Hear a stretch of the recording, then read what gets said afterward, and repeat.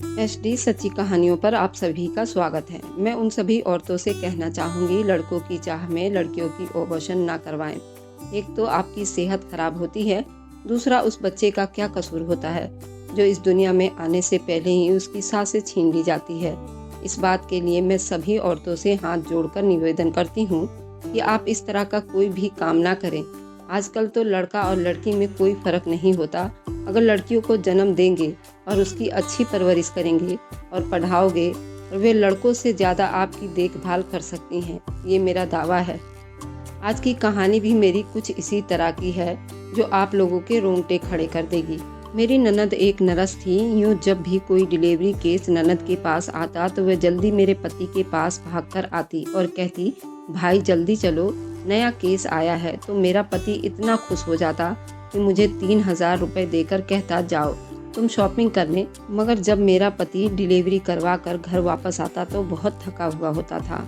मैं बहुत हैरान होती थी। एक दिन चुपके से नंद को डिलीवरी करवाते हुए देख लिया। मेरी चीखें निकल गई क्योंकि वहाँ तो मेरा पति। मैं परेशान सी घर में इधर उधर टहल रही थी और अपने पति का इंतजार कर रही थी जो मेरी ननद को लेकर रात के उस पहर बाहर गया हुआ था। मुझे परेशानी तो हो रही थी, वह अभी तक घर वापस क्यों नहीं आया था, क्योंकि उनको गए हुए पूरे 4 घंटे हो चुके थे। मैं बार बार अपने पति को फ़ोन कर रही थी मगर वह कॉल भी नहीं उठा रहा था। घबराहट के मारे मुझे पसीने छूट रहे थे क्योंकि मैं घर में अकेली थी और मैंने आज तक कभी अकेला नहीं रही थी। मेरी अभी भी नई नई शादी हुई थी और मेरी ननद के अलावा यहाँ पर मेरा कोई भी नहीं रहता था, क्योंकि मेरे सास ससुर मेरी शादी से पहले ही मर चुके थे। उनकी 2 ही औलाद थी, एक मेरी ननद और एक मेरा पति। मेरी ननद की शादी अभी नहीं हुई थी। मेरी ननद औरतों की डिलीवरी करवाने जाया करती थी, इसलिए मेरा पति उसे लेकर गया हुआ था। लेकिन अभी तक वे दोनों घर वापस नहीं आए थे क्योंकि बहुत टाइम हो गया था। 4 घंटा से ऊपर बीत गया था और अब तक उन दोनों को आ जाना चाहिए था, क्योंकि अब तक तो वो बहुत देर हो चुकी थी। नींद से मेरी आंखें भरने लगी थी। तभी अचानक मेरे दरवाजे पर किसी की आने की आहट हुई। दरवाजा खोला तो मेरा पति अंदर आता हुआ दिखाई दिया। मैंने चौंक कर उसे देखा क्योंकि वह तो मेरी ननद के कपड़ों में था। मुझे देखकर वह घबरा गया। पूछने लगा, तुम अभी तक सोई नहीं क्यों? मैंने कहा, मैं आप लोगों का इंतजार कर रही थी, मगर ये तो बताइए कि काजल कहाँ है और आपने उनके कपड़े क्यों पहन रखे हैं? तो मेरा पति मेरी बात को टालने वाले अंदाज में कहने लगा, असल में वो मेरे कपड़े फट गए थे तो मैंने काजल के कपड़े पहन लिए थे। वैसे भी काजल हर केस के बाद नए कपड़े पहनती है, तो उसके उतरे हुए कपड़े मैंने पहन लिए हैं।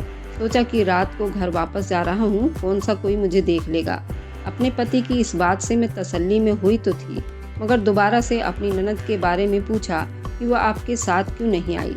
तो कहने लगा कि वह थोड़ी देर के बाद आ जाएगी। मेरा पति लेट तो गया था, लेकिन मुझे नींद नहीं आ रही थी। मैं ये सोच रही थी कि मेरी नंद अभी तक वापस क्यों नहीं आई। मैं खिड़की में जाकर खड़ी हो गई थी। आधे घंटे के बाद मैंने जो मंजर देखा वह देखकर मैं बहुत ज़्यादा ही हैरानी हुई थी। एक बड़ी सी गाड़ी हमारे घर के आगे आकर रुकी थी। उस गाड़ी में से मेरी ननद को 2 औरतों ने सहारा देकर बाहर निकाला था।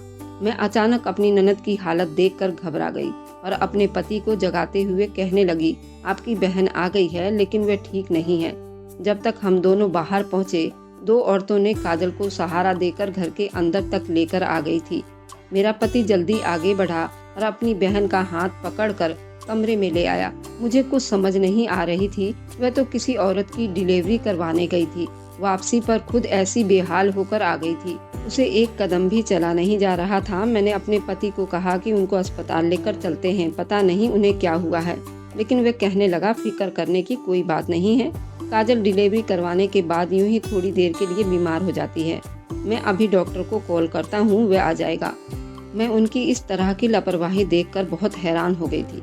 उसकी बहन की इतनी बुरी हालत थी और ये अस्पताल ले जाने के बजाय डॉक्टर का इंतजार कर रहा था, और ये परेशान भी नहीं लग रहा था, ऐसे जैसे कि कोई मामूली सी बात हो गई हो। मैंने देखा वह बाहर जाकर उन दोनों औरतों को कुछ पैसे दे रहा था। वह दोनों औरतों ने मेरे पति का धन्यवाद करते हुए वहां से वापस गाड़ी में चली गई थी। मैंने अपनी ननद की तरफ देखा तो मुझे उससे डर महसूस हो रहा था। उसकी सांसें बुरी तरह से फूल रही थी और उसकी हालत बहुत ही ज़्यादा खराब हो रही थी। लेकिन मेरा पति बड़ी तसल्ली में बैठा था, डॉक्टर के आने का इंतज़ार कर रहा था। डॉक्टर के आते ही कहने लगा, तुम जरा कमरे से बाहर चली जाओ, डॉक्टर साहब को देखने दो। मैं और मेरा पति कमरे से बाहर आ गए थे। थोड़ी देर के बाद डॉक्टर भी चला गया। मेरे पति ने मुझे अपनी बहन के कमरे में जाने से मना कर दिया, जबकि मैंने बहुत कहा उनका तबीयत ठीक नहीं है, मुझे उनके साथ सोने दो, हो सकता है उन्हें किसी चीज़ की ज़रूरत पड़ जाए। मगर वह कहने लगा कि नहीं, काजल को अकेले सोना पसंद है और तुम फिक्र ना करो, वह सुबह तक बिल्कुल ठीक ठाक हो जाएगी। उसने जो कहा था कि मेरी ननद सुबह तक ठीक हो जाएगी, और वह सच में ही सेहतमंद नजर आ रही थी, जबकि रात को तो उसकी हालत बहुत खराब थी, जैसे वो मरने ही वाली हो। मगर मुझे यहाँ पर शादी करके आए हुए सिर्फ 1-2 महीना हुआ था, मगर फिर भी मुझे अपनी ननद और अपने पति की हरकतें कभी कभी बहुत शक में डाल दिया करती थी, और उनकी हरकतें भी बहुत अजीब सी थी। मेरी शादी बिल्कुल अनजान जगह पर हुई थी, इसलिए मैं उन लोगों को इतने अच्छे से नहीं जान पाई थी। मैं अपने माँ बाप की आखिरी औलाद थी। मेरी बड़ी बहन की शादी के बाद वह दोबारा से 2 बच्चियों के साथ वापस हमारे घर पर ही आकर बैठ गई थी, क्योंकि उसका पति और सास दोनों ही उस पर जुल्म करते थे। मेरी बड़ी बहन की परेशानी की वजह से हर वक्त घर में हम लोग परेशान रहा करते थे, और ऐसी हालत में मेरे लिए कोई अच्छा रिश्ता भी नहीं मिल रहा था। मेरे माँ बाप मेरे रिश्ते के बारे में बहुत परेशान थे, और कई जगह पर बात बनते बनते बिगड़ गई थी। एक रिश्ते कराने वाली ने ये रिश्ता करवाया। उसने बताया कि उनका इकलौता बेटा है और सिर्फ एक ननद है। वह लोग भी अच्छे खाते पीते घर के हैं। तो मेरे माँ बाप ने सोचने और फैसला करने में ज़्यादा देर नहीं लगाई, और मामूली सी छानबीन पर ही मेरा रिश्ता तय कर दिया। मुझे माँ ने बताया कि तुम्हारी ननद एक है और तुम अपने घर में बिल्कुल अकेली हो। वह लड़का एक अच्छी कंपनी में मैनेजर का काम करता है। मैंने अपने माँ बाप के फैसले पर कोई भी एतराज़ नहीं कर सकती थी, इसलिए चुपचाप शादी कर ली और उनके घर में ब्याह कर चली आई। जिस दिन मेरी शादी थी उस दिन अचानक मेरी ननद को इमरजेंसी कॉल आ गई थी, तो मेरा पति मुझे यूं ही सेज पर छोड़कर अपनी बहन के साथ चला गया।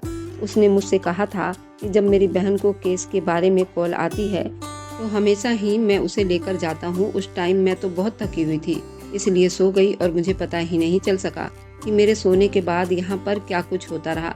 लेकिन आज तो 1 महीने के बाद जब मेरी ननद को दोबारा इमरजेंसी केस के लिए कॉल आई तो ये सब जानकारी मेरी नज़र में आ गई थी। जब मेरी ननद कोई डिलीवरी करवा कर वापस आती थी तो उसकी तबीयत बहुत ज़्यादा ख़राब हो जाती थी।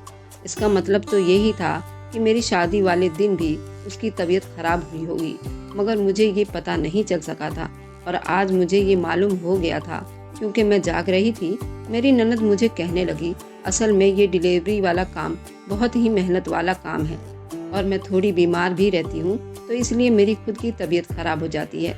जिनके घर में ये काम करने जाती हूँ वह अपने नौकरों के साथ ही मुझे मेरे घर वापस भिजवा देते हैं। मैंने पूछा, तो फिर आप अपने भाई के साथ वापस क्यों नहीं आ जाती? तो काजल कहने लगी, तुम मुझसे ऐसे सवाल जवाब क्यों कर रही हो, जैसे तुम कोई पुलिस वाली हो और मैं कोई चोर हूँ। तुम्हें मुझ पर ऐसा क्या शक हो गया है? नंद की बात सुनकर मैं बहुत शर्मिंदा हो गई थी और कहने लगी, नहीं नहीं, ऐसी कोई बात नहीं है, मैं तो वैसे ही पूछ रही थी। मुझे माँ ने शादी से पहले समझाते हुए कहा, तुम्हारी बड़ी बहन पहले ही 2 बच्चों के साथ हमारे घर पर है। तुमने कोशिश करनी है अपनी ननद और अपने पति के दिल में अपनी जगह बना लो। कभी किसी शिकायत का मौका नहीं देना, क्योंकि हम किसी तरह भी एक और बेटी का दुख को उठाने के लिए तैयार नहीं है। मैंने अपने माँ बाप की इस बात को पल्लू से बांध लिया था। चाहे कुछ भी हो जाए, मैं लौटकर अपने घर वापस नहीं जाऊंगी।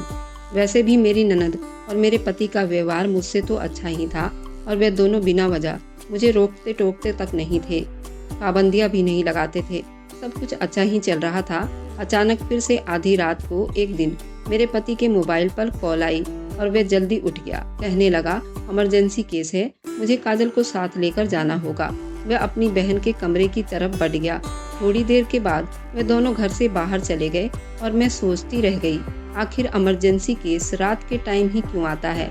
ये तीसरी बार था उन्हें इमरजेंसी केस का कॉल रात के टाइम ही आया था, और दिन के टाइम तो मैंने आज तक उन्हें कहीं भी जाते हुए नहीं देखा था।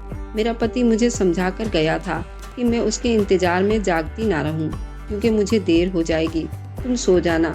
लेकिन मैं एक अच्छी पत्नी की तरह उसका इंतजार कर रही थी।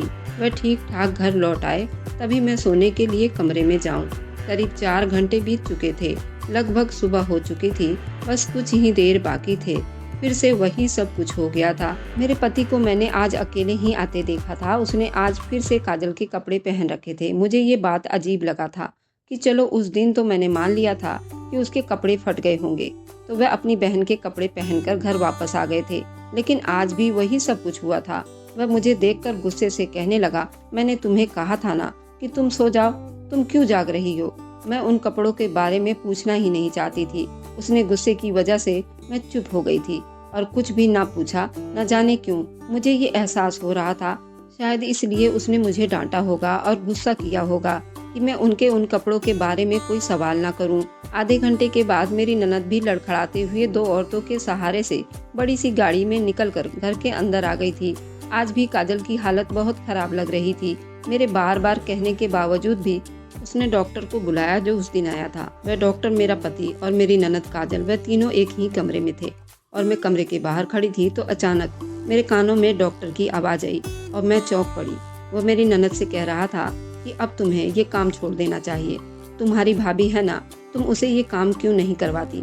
मैं हैरान होकर अंदर झांका तो वो मेरी ननद को इंजेक्शन लगा रहा था। बार बार उसे ये कह रहा था कि तुम अब ये काम मत करो, तुम्हारी सेहत जवाब दे रही है, अब अपनी भाभी को ये काम सौंप दो, अब ये काम तुम नहीं कर सकती, तुम्हारी सेहत जवाब दे रही है। मैं परेशान हो गई, ये डॉक्टर क्या कह रहा है, उसका दिमाग तो खराब नहीं हो गया? भला ये काम मैं कैसे कर सकती थी? मैंने ये काम पहले कभी नहीं किया था, तो एक दाई थी और मैं तो बिल्कुल उसकी जगह ये काम नहीं कर सकती थी। डॉक्टर बाहर निकला तो मेरे तरफ गहरी नजर से देखते हुए मेरे पति को अपने साथ जाने को इशारा करके वहाँ से जाने लगा। जाते जाते उसकी बात मेरे कानों में पड़ी थी। वह मेरे पति से भी यही कह रहा था कि अब अपनी बहन को छोड़कर अपनी पत्नी से ये काम करवा लो, फायदे में रहोगे। मैं गुस्से से अपने कमरे में आ गई थी। डॉक्टर का तो दिमाग खराब हो गया था, ये कैसी बातें कर रहा था। खैर मैंने इस बात को जाने दिया, लेकिन मुझे इस बार शक हो चुका था और मुझे समझ नहीं आ रही थी क्या समस्या है। मेरा पति जाता तो अपने कपड़ों में था, लेकिन जब वापस आता तो उसने मेरी ननद के कपड़े पहने होते और ये काम अब हर महीने होता था। कभी कभी अचानक ही रात को मेरे पति को कॉल आ जाती थी और इमरजेंसी का कहकर वह अपनी बहन को लेकर चला जाता और फिर से वही सारी कहानी दोहराई जाती थी। लेकिन अब तो मुझे शक हो चुका था कि 4 महीने बीत चुके थे और मुझे अभी तक उससे ज्यादा कुछ नहीं पता चल पाया था। वे दोनों ही केस के बारे में जाते थे, मगर कहाँ पर जाते और क्या करने जाते हैं मुझे तो उन्होंने कभी बताने की जरूरत भी नहीं समझी थी और ना ही मैंने कभी पूछा था। लेकिन अब दिन ब दिन मुझे भी शक हो रहा था और मुझे न जाने क्यों ऐसे लग रहा था ये समस्या कुछ और ही है। एक बार तो ननद की तबीयत बहुत ज्यादा ही खराब हो गई और मुझे उसकी हालत देखकर डर लगने लगा था। ऐसे लगा जैसे अब उसका आखिरी दिन आ गया हो। जल्दी से वही डॉक्टर भागा हुआ चला आता और इंजेक्शन लगा देता और डांटते हुए बोलता था, उसे समझाता था कि अब तुम अपनी भाभी से ये काम करवाओ, खुद छोड़ दो, तुम सुनती क्यों नहीं हो।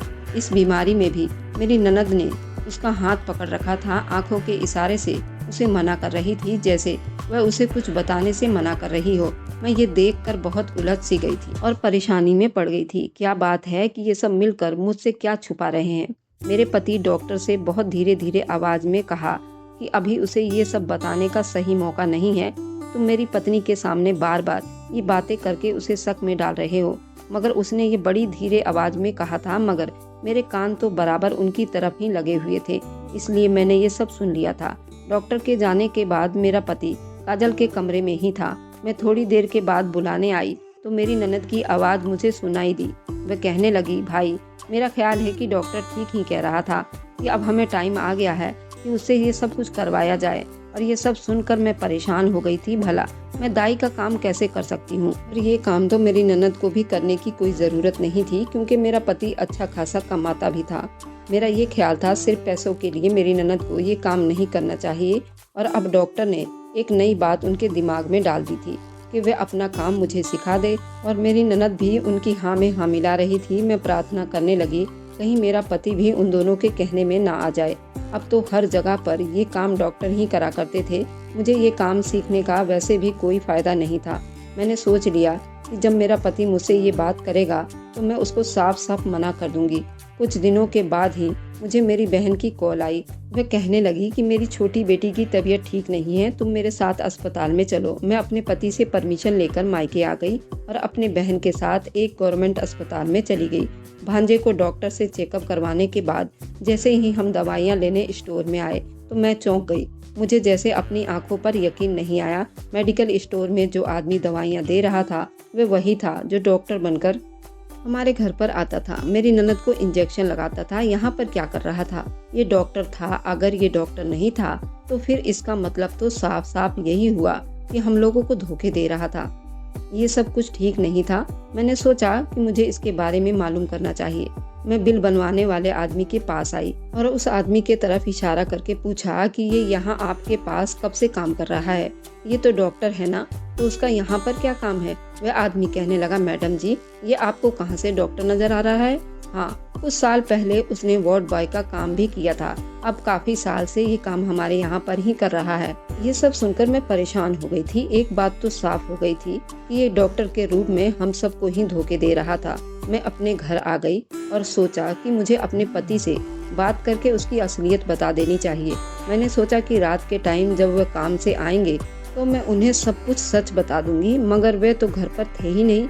मैं उसे देखकर हैरान हुई थी। थोड़ी देर पहले ही मैंने जब उन्हें कॉल करके अपनी बहन के साथ डॉक्टर के यहाँ पर चलने को कहा था तो उसने मुझे जरूरी काम कहकर टाल दिया था। और वह घर पर क्या कर रहा था? काजल ने बताया कि असल में मुझे एक इमरजेंसी केस के बारे में जाना था, इसलिए मैंने उसे कॉल करके बुलाया था। मेरा पति कहने लगा कि काजल, मेरा ख्याल है काजल, अब तुम्हें ये काम नहीं करनी चाहिए। मैं अपनी पत्नी को ले जाऊंगा और उसे सारा काम समझा दूंगा। आखिर हम इसीलिए तो वापस आए थे। मैं परेशान हो गई और मैंने कहा, ये आप कैसी बातें कर रहे हैं? मैं दाई तो नहीं हूँ जो बच्चे पैदा करवाऊंगी। आप काजल को ही ले जाइए। वह कहने लगा, आज तुम्हें इस राज का भी तो पता चल जाएगा। मेरी बहन क्या काम करती है। एक बात तुम जान लो, जिस काम के बारे में हमने तुम्हें बताया था काजल क्या काम करती है, और काजल का काम कुछ अलग सा है। उस काम में ढेरों पैसे मिलते हैं, तो इसलिए अब हम काजल की शादी करेंगे तो हमें काजल का काम संभालना होगा। मैं डर गई थी। मैं बिल्कुल भी इस काम के लिए बाहर नहीं जाना चाहती थी, मगर मुझे अपने साथ वे लोग अजीब सी जगह पर ले आए। मैं बार बार उनसे पूछ रही थी वो मुझे कुछ बता दे, लेकिन वह कहने लगा, मैं किसी का इंतजार कर रहा हूँ, उसे आने दो। थोड़ी देर के बाद एक अच्छा खासा अमीर नजर आने वाला आदमी वहाँ आ गया। उसके हाथ में एक सूटकेस था। जब उसने हम दोनों के सामने खोला तो मेरी आंखें फटी की फटी रह गई। उसमें बहुत सारे पैसे थे और एक लेडीज की तस्वीर भी थी। मेरे पति को कहने लगा, गाड़ी और 2 औरतें यहीं पर मौजूद हैं। जब काम कर लो तो उनको साथ में ले जाना और फिर वापस भेज देना। ये सब क्या कह रहा था? मैं तो चकरा कर रह गई थी। वह चला गया तो मेरा पति मुझे एक बहुत बड़े अस्पताल के बेसमेंट में ले आया। मेरा दिल बहुत बुरी तरह से घबरा रहा था। आखिर ये करना क्या चाह रहा था? थोड़ी देर के बाद मेरी ननद भी वहीं पर आ गई। मेरा पति उससे कहने लगा, काजल, मैं जा रहा हूँ, अब काम आपका है। उसे कैसे ट्रेनिंग देनी है, इस काम के लिए कैसे तैयार करना है, मुझे अभी भी समझ नहीं आ रहा था। इस काम की क्या नौबत आ गई थी। मेरी ननद उसे कहने लगी, नहीं, आज ये काम मुझे करना होगा क्योंकि ये काम बहुत ही रिस्की है। तुम उसे ले जाओ, फिलहाल वापस चली जाओ, मैं अपना काम पूरा करके घर आ जाऊंगी। मेरा पति मुझे कहने लगा, तुम ऐसा करो, घर वापस चली जाओ, मैं इधर काजल के पास ही रुकूंगा। हो सकता है मेरी किसी मदद की जरूरत पड़ जाए। मैं तो वहाँ से जान छुड़ाकर भाग आई और सारे रास्ते सोचने लगी, आखिर वे दोनों ऐसा क्या खास काम कर रहे थे जिसके इसलिए उन्हें इतने सारे पैसे दिए जा रहे थे। मुझे शुरू दिन से ही इन दोनों का ये काम मुझे बहुत शक में डाल गया था। मैं बिल्कुल भी ऐसा कोई काम का हिस्सा नहीं बन सकती थी।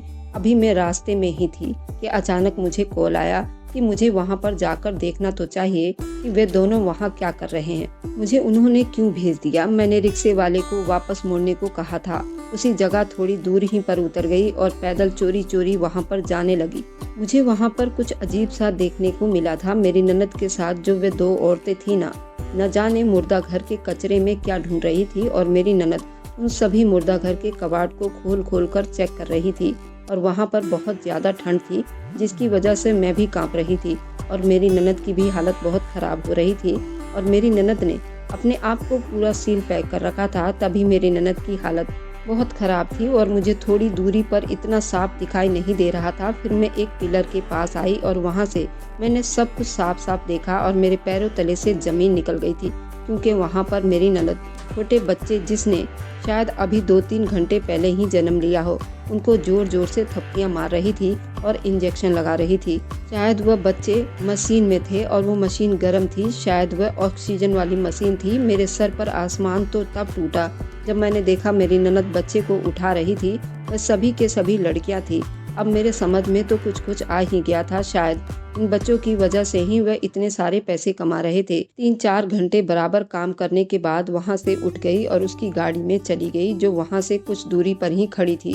थोड़ी देर के बाद मेरी ननद बाहर निकली तो उसने कपड़े बदले हुए थे और उसने अपने भाई के कपड़े पहने हुए थे। उसने अपने कपड़े उतार कर मेरे पति के तरफ बढ़ा दिए थे और उसको कहा कि ये कपड़े तुम बदल कर वापस घर चले जाओ, मैं कुछ देर के बाद आऊंगी। उसकी हालत बहुत खराब हो रही थी। वहीं दोनों औरतें जो वहां कचरे में कुछ ढूंढ रही थी, मेरी ननद को सहारा देकर गाड़ी के अंदर बैठ गई।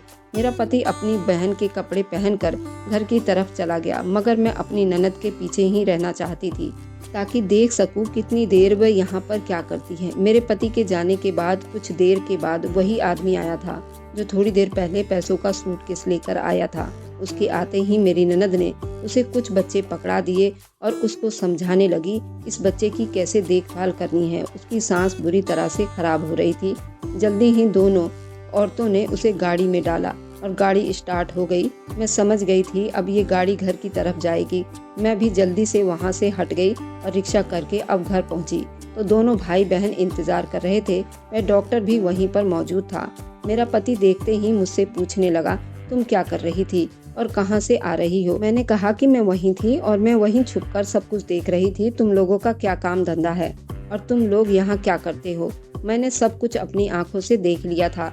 एक पल तो मेरा पति घबरा गया था और काजल भी, लेकिन हंसते हुए कहने लगी, चलो अच्छा हुआ तुमने खुद ही देख लिया है। वैसे भी हम तुम्हें ये काम तो सिखाना ही चाहते थे। तुमने ही काजल की जगह संभाल ली थी। उसकी शादी के बाद मैंने कहा मैं बिल्कुल भी ये काम नहीं करूँगी, ना ही मैं तुम लोगों का साथ दूंगी, बल्कि ये सब गलत है और एक गैर कानूनी काम है और ये बहुत बड़ी चोरी है। तुम लोगों को ये नहीं करना चाहिए। मेरा पति कहने लगा, गलत है और गैर कानूनी काम है और जुर्म भी है, लेकिन इसी काम करने के लिए तो इतने सारे पैसे मिलते हैं और किसी का भला हो जाता है, तो इस काम में बुराई क्या है? मैंने कहा कि हाँ, बहुत लोग ऐसे काम करते होंगे, मगर ये काम बिल्कुल भी इंसानियत वाला नहीं है और वह भी बच्चों के मामले में तो बिल्कुल भी नहीं है। लेकिन मेरे पति ने चौंक कर मुझे देखा था और अपनी बहन को कहने लगा, लगता है ये जरूरत से ज्यादा ही छानबीन कर गई है, उसका कुछ तो करना होगा। उस पर आवाज आई कि उसका नहीं, आप लोगों का कुछ करना होगा। पुलिस आ चुकी थी क्योंकि मैंने यहाँ पर आने से पहले उन्हें कॉल कर दी थी। शक तो मुझे उन दोनों पर काफी दिनों से हो रहा था, मगर आज अपनी आंखों से देखकर मैं ये जान गई थी कि ये मामूली काम नहीं है। ये पूरे महीने वाले ऑपरेशन के बच्चे चोरियां करते थे, जो नाजायज संबंध के द्वारा जो बच्चे पेट में पल जाते थे, उनके माता पिता उस बच्चे का ऑपरेशन करवा देते थे और वह बच्चा जिंदा भी होता था। कई बच्चे मुर्दा भी होते थे। मुर्दा बच्चों के तो कई अंगों की चोरियां करते थे, जैसे कि आँख हो गया, और कई अंगों की चोरियां भी किया करते थे और जिंदा बच्चों को भी चुराया करते थे और बेचा करते थे। मेरी ननद एक दाई थी तो इस काम को बखूबी जानती थी और वे 2 औरतें उस अस्पताल की नर्स थी जो कि उनको खबर देती थी कि बच्चे कितने इकट्ठे हो गए हैं और उनको बेचा करते थे। और ये सब काम करने के बाद उसकी खुद भी तबीयत खराब हो जाती थी। फिर वह अपने कपड़े उतार कर अपने भाई को दे देती थी ताकि पहन ले, ताकि उसके भाई को वहाँ कोई पहचान ना ले। इसलिए वह अपनी बहन के कपड़े पहनकर वहाँ से निकल आता था। किसी को शक भी नहीं होता था। वह जब घर आती थी तो उसके शरीर के तापमान को देखकर वह डॉक्टर इंजेक्शन लगा देता था, जिससे ये सुबह एकदम ठीक हो जाती थी। और वह ताकत का इंजेक्शन लगा देता था जिससे उसको बहुत आराम मिलता था और सो जाती थी। वही आदमी उनके लिए वह क्लाइंट ढूंढ कर लाता था। उन तीनों का मंसूबा यही था, वो मुझे अपनी जगह सब दिखा देंगे और मैं अपनी ननद का काम संभालूंगी। आज मैंने दोपहर में जिस आदमी के साथ उसकी डील हुई थी, मैंने उन लोगों की सारी बातें सुन ली थी। वे मासूम लड़कियों को ले जाकर कोठी पर भी बेचते थे। मैंने वापस आते हुए इस घटना के बारे में पुलिस को सब कुछ बता दिया था। यही वजह थी कि मेरे घर आते ही पुलिस भी आ गई थी, उन लोगों को गिरफ्तार कर लिया था। आज वे लोग जेल में हैं और मैं डिवोर्स लेकर अपने माँ बाप के घर में हूँ। मगर मुझे खुशी है, मैंने गलत का साथ नहीं दिया, वही किया जो ठीक था। अगर आप लोगों को हमारी आज की कहानी पसंद आई है तो वीडियो को जरूर लाइक कीजिएगा और ज़्यादा से ज़्यादा अपने दोस्तों को शेयर भी कीजिएगा। और हाँ, अगर आपने अभी तक हमारे चैनल को सब्सक्राइब नहीं किया है तो जरूर सब्सक्राइब कर लें। मिलते हैं हम अपनी कल की एक नई दिलचस्प कहानी के साथ। मुझ पर सदा अपना प्यार और स्नेह बनाए रखें। सभी को मेरा प्यार भरा नमस्कार दोस्तों।